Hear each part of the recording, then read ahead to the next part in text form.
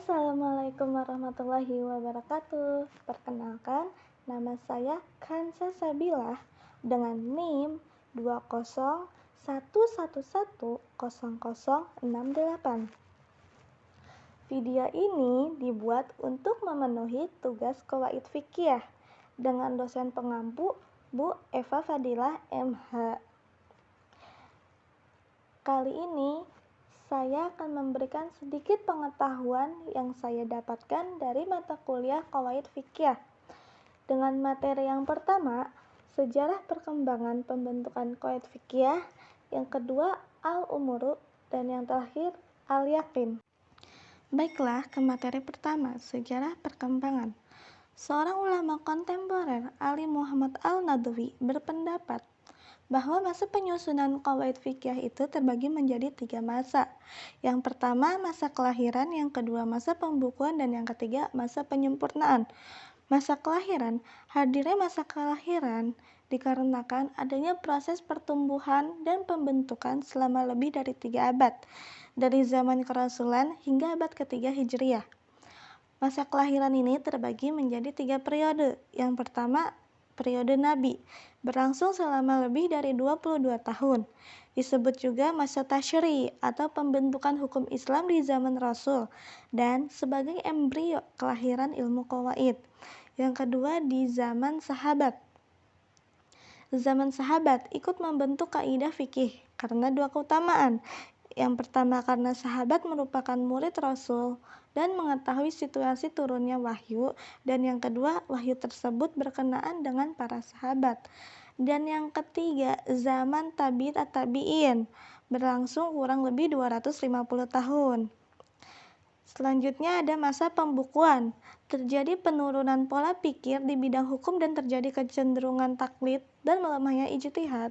Maka menurut Al-Nadwi, abad 4 yaitu sebagai permulaan era pertumbuhan dan pembukuan qawaid, karena faktor yang mempengaruhi munculnya qawaid sebagai disiplin ilmu yang tersendiri karena munculnya tanda qawaid fikih dalam bidang lain. Dan yang ketiga masa penyempurnaan. Yang B, pembentukan qawaid.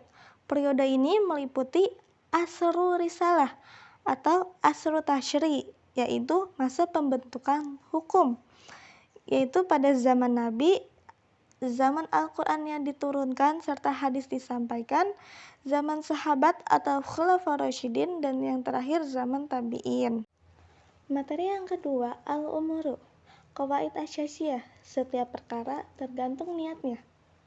Kata niat menurut bahasa adalah maksud melakukan sesuatu dan ketetapan hati untuk melakukannya. Sedangkan menurut istilah adalah kemantapan mengorientasikan ketaatan dan pendekatan diri kepada Allah dalam mewujudkan tindakan. Menurut ulama, niat mempunyai 2 arti. Yang pertama dari kalangan Syafi'i, yaitu bermaksud kepada sesuatu beriringan dengan mengerjakannya. Dan yang kedua oleh Hanafi, bermaksud mendekatkan diri atau mematuhi perintah. Al-yakin berarti al-istiqrar atau sesuatu yang menetap. Yakin adalah sebuah ilmu pengetahuan yang tidak ada keraguan. Sedangkan asyak adalah keraguan antar 2 perkara atau masalah yang berlawanan tanpa mengunggulkan salah satunya, atau bisa disebut sesuatu yang membingungkan. Ada 4 tingkatan daya hati. Yang pertama disebut al-yakin, bentuk penetapan dan penenangan atas sesuatu yang sekiranya tidak tersisa lagi keraguan. Yang kedua disebut golabatul al-zan, dugaan salah satu darinya lebih unggul dan hatinya lebih condong untuk membuang yang lemah. Yang ketiga disebut al-zan, hati enggan mengambil yang kuat dan enggan juga membuang yang lemah. Dan yang keempat disebut asyak, tidak bisa menentukan di antara 2 perkara dan hati tidak condong pada salah satu.